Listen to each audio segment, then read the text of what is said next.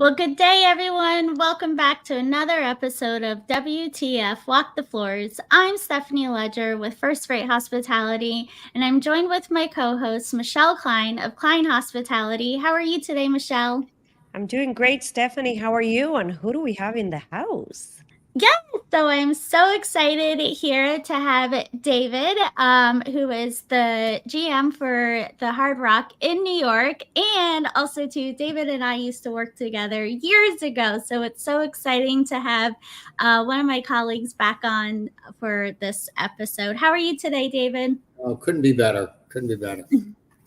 Well, thank you so much for being on the show. So let's kick it off, and if you could talk us through a little your background in the industry. Sure. So I worked for Marriott for 34 years, and I retired last February. And I wanted to pursue something really new and unique and different. Along my tenure with Marriott, let me see here. It's 17 properties, 23 different positions across 5 different brands. Wow. Including Ritz-Carlton, obviously Marriott International, for the Marriott brand, Autograph, Sheraton, Courtyard. It was just a wild ride. Most of my time was in New York City. The last property that I worked at was the Algonquin before COVID hit. And then there were no opportunities. I always tell people I lost my job twice during COVID, but somehow I survived and I ended up going to Boston. And then last year, when I retired from Marriott, I had the opportunity to join Hard Rock International and be the general manager for the Hard Rock Hotel New York, which I started in May of 2023, and it has been an absolutely wild ride ever since. This is great. Well, thank you so much. David, your experience, the way you described your experience with totally hit my way of the way my brain processes things, right? Like bullet points, specific data, right? 20 something positions. You sound like you can be an encyclopedia of walk the floors type of moments. Yeah, there's lots of stories. It's kind of like where do I start? To keep it upbeat, and most of them are all just fantastic. Some of them could be April Fool's jokes, which is fitting for sure, but they really aren't a joke. It really happened. That's so wonderful. So let's start getting into our topic with, you being a GM and also too of working in so many different other brands under Marriott as well.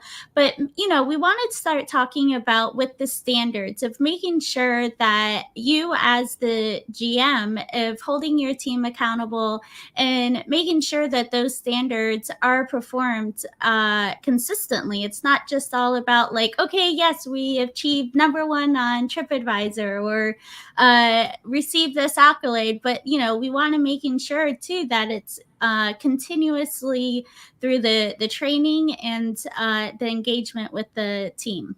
Sure. So I really break it down to the three components, or what I call is the balanced scorecard, which for us here at Hard Rock, it's band member engagement. Those are our employees. Amplifying guest service. You want to exceed all your guest satisfaction results. And you have financial stability in the building as the third prong in that balanced scorecard. It's really all about setting clear expectations, making sure that people know, being transparent in your communication so they know where you're coming from and know what the mission is, on a daily basis. Here at this property and for this brand, it's our mission is we create authentic experiences that rock. There's really no script. You do what we call brand induction when a new band member gets hired. And then they give us their name tag and they tell us, it's a guitar pick. And then on the guitar pick, it has your name, obviously. And it's not like it says general manager. Mine says KISS. So what they want to know is, who's your favorite band? Because entertainment is at the core of everything that we do at this with Hard Rock International. And that really speaks volumes with our customers, so that whether you are a housekeeper or you're a server or a food runner or front desk employee, you can speak to someone and somebody will look at you when you come to the front desk, for example, and say, "Oh my God, I love Bruno Mars. Oh, that's my favorite band." And the next thing you know is, one of the when I say experiences that rock. So then the front desk guest service employee will then go to the share it with the housekeeping manager and say, "Listen, on the new Alexa device that we have in the guest room, they love Bruno Mars.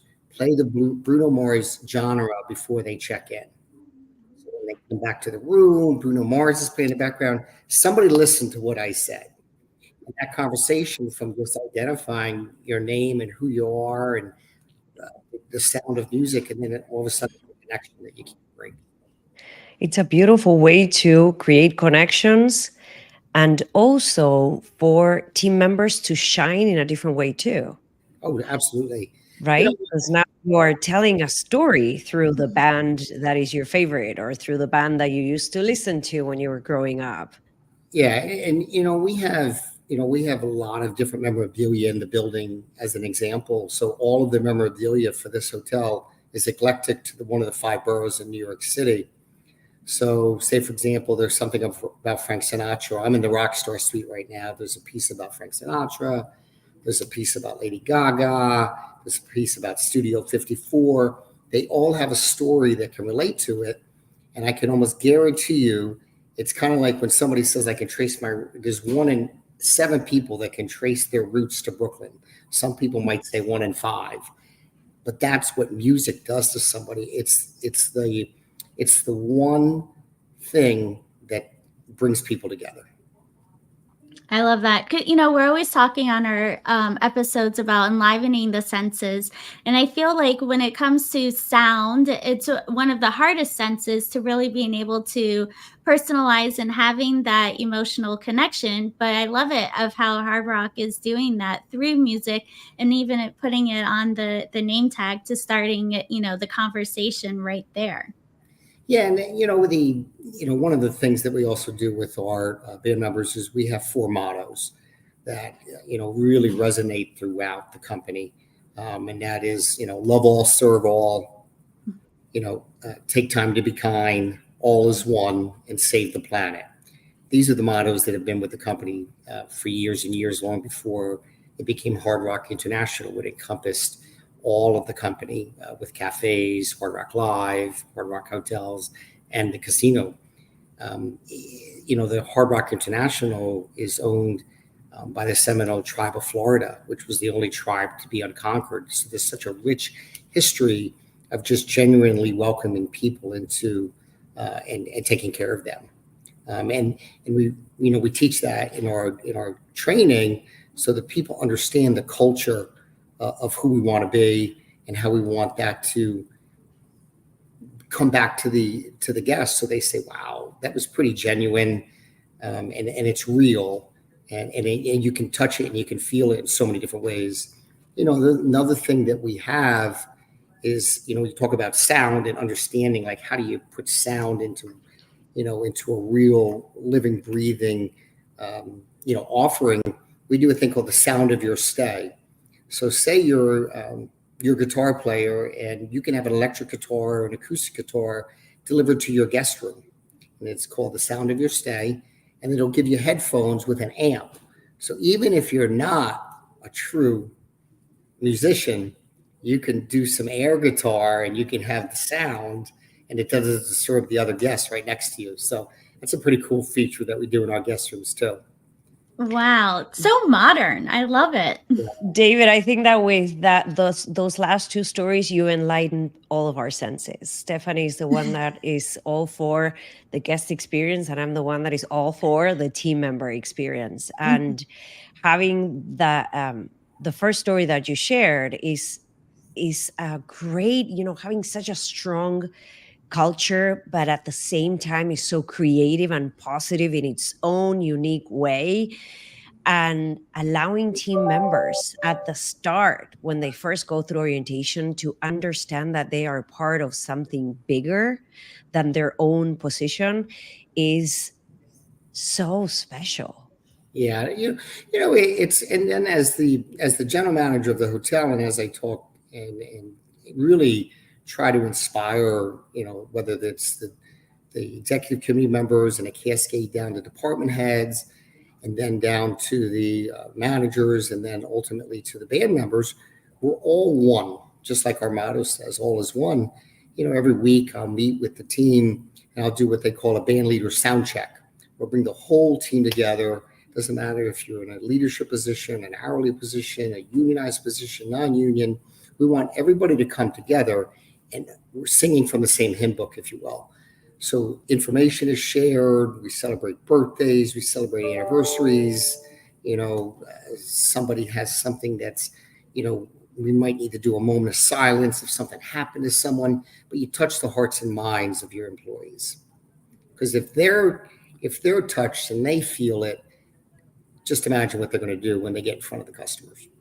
Absolutely. Yes. That's a key component right there. I love that.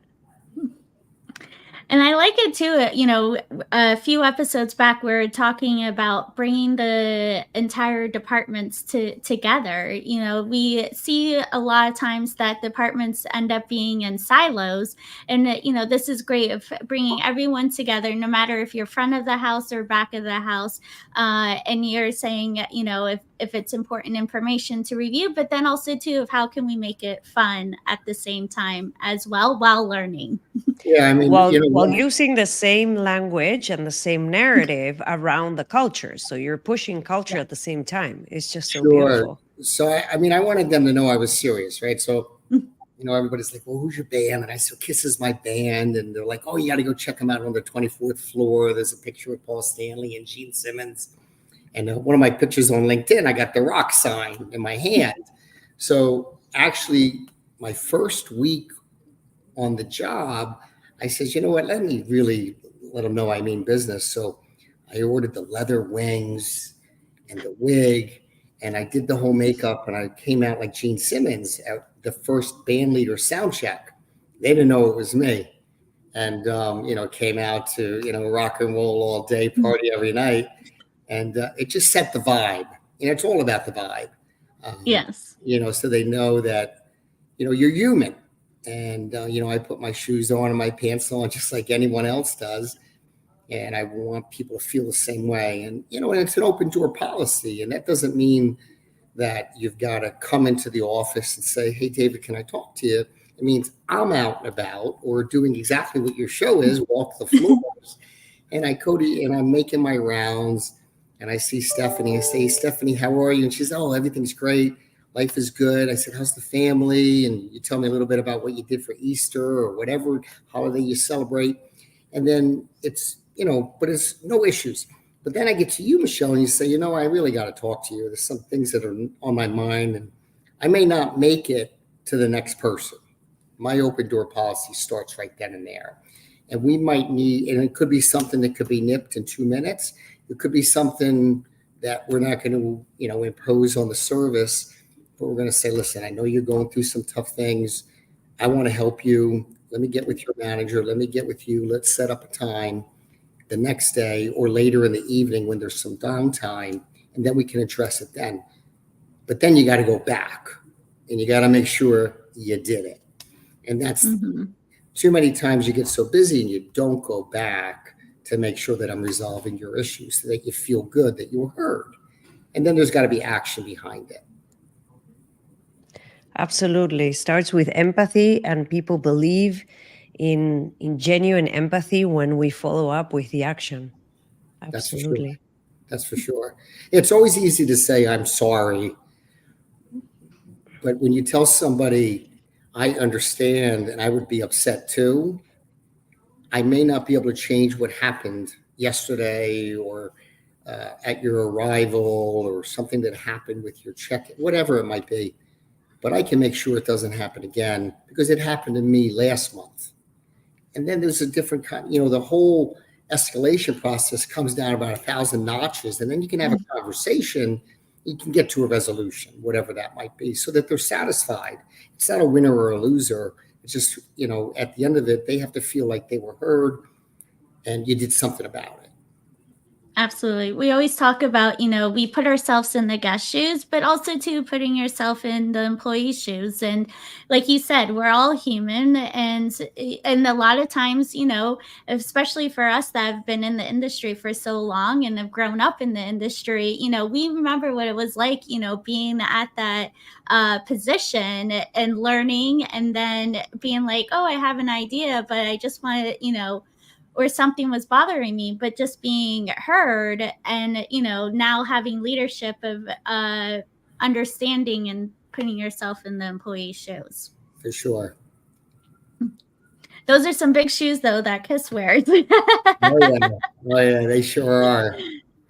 They're tall as well.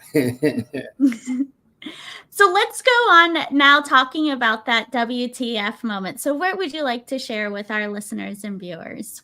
So I'm going to share. I'm going to be lightning fast here, but I'll share a very simple one, and I'm going to simple, a little bit more, heartwarming, and then really kind of fun. I'll end it with all that. Right. So really, simple one is, you see a family check in and they're at the front desk, and they've got 4 children, that are young ages, with 2 of them are young and 2 of them are teenagers, right? And they're 17, 18-year-old type of ages. And you see them and, they booked one double room where they're not going to fit. And that's where you jump in and you say, I noticed that you're trying to check in, and, let me open up another room for you. And they're like, well, we only have the money for the one. And we're just like, listen, we want to make sure you're comfortable. We want you to come back, and I'm going to do this for you. So it's just a simple thing that you can uncover quickly if you're in tune with what's going on around you. More heartwarming one is, I remember when I was working at the Marriott Marquis, 1,966 rooms, huge hotel, and I'm on the elevator and I bump into this young girl. She's about a senior in high school, her sister, and her mom and dad. And I strike up a conversation. I said, where are you traveling from? She says, Massachusetts. And she says, I'm going to Johnson & Wales next year, and I'm going to go to school for hospitality. I said, that's awesome. That's where I went. So we trade phone numbers. And I said, I'm going to stay in touch with you. I want to see how you're doing. Anyway, long story short, I stay in contact with her. We start mentoring each other when she gets to Johnson & Wales. By her 3rd year, we were talking. And long story short, as I said, she became one of my, what they call Marriott Voyagers, and she was a manager for me at the East Side Marriott. So wow. And then one that's probably the most closest to my heart and really, touched a lot of people who were, affected by somebody who passed not too long ago, was we were getting ready to open a show at one of the hotels in Manhattan that I was working at.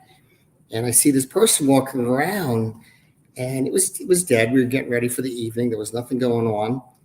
And I said, can I help you with something? And he goes, yeah. He goes, I'm going to be hanging around here a lot over the next, several months. And he was all disheveled. His pants were ripped. He had flip-flops on. And I said, okay, well, any questions I could answer for you? Because you don't never know who you're talking to. And he goes, do you serve hamburgers here? And I said, we do. He said, you serve cheeseburgers? And I said, yes, we do. And he goes, man, I would love a cheeseburger in paradise. I said, are you Jimmy Buffett? He was getting ready to open the Escape to Margaritaville show. Anyway, next thing you know, we got him up in the bar, taking pictures with the staff, talking to me about the margarita machines, the Lone Shark beer. And we became friends. We started reading text messages about marketing opportunities, a variety of different things. But Jimmy Buffett was one of those cool stories. You never know who you're talking to. And it's the most down person you could ever meet.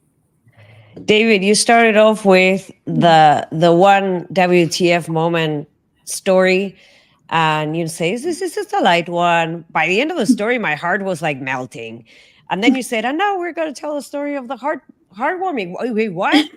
I gotta remold it and put it back together, right? And then you close with this. This is awesome. I am a true believer in genuine connection, human to human. And what you have shared today in the last 20 minutes is a prime example of leadership in the crazy busy industry of hospitality, where it is totally, absolutely possible to stop and connect with people on a human level. I love it. This is just phenomenal. Thank you so much for sharing. Oh, my pleasure. Yes. It's my pleasure to share. Thank you. So is there anything upcoming and exciting you want to share at all? That's what else is going on for the Hard Rock Hotel? We've got a variety of different events coming up. We've got a series of comedy called Updating. We've got the Pride Month coming up in June, where we're active partners in a variety of different events. We consistently have so much catering. I've never been more optimistic about the business here in New York City. 48th Street, where we're located, is what they call Music Row. This is where the Sam Ash stores used to be, the record stores, and that's where the name Music Row came from. Our facility has never been more alive on 48th Street. You know, we're in the heart of Midtown Manhattan. Catering continues to be a vibrant source for us. The Who's Tommy show just opened. We're a partner with the Nederlander Theater, and we have a package. We have a pre-theater dinner that we're offering. So there's always a variety of things. Hopefully people will check us out. And we're still a new hotel. We opened in April of 2022. But I've never been more excited of what the future is for New York City and being the general manager of this hotel. I love being here. Wow, this is great. Well, thank you so much for enlightening our audience and sharing some of those WTF stories. This was definitely a great, heartwarming one. And then also, too, of just, seeing how being the general manager and really, being relatable to your employees, no matter what position they have. And having that open door policy, I think, is great, too. Yes, always. Last two things, David. You cannot retire. Oh, no. I got a lot of runway left. Cannot retire ever. And secondly, for everyone out there, connecting in a human level is possible, and general managers are real people too. Absolutely. Thank you for saying that. I love that. Thank you so much, David, for being on the show, and Stephanie, thank you for bringing this beautiful gem to us today. All right. Get a rock sign, ladies. Right, there you go. Awesome. Thank you. Have a great night. Thank you.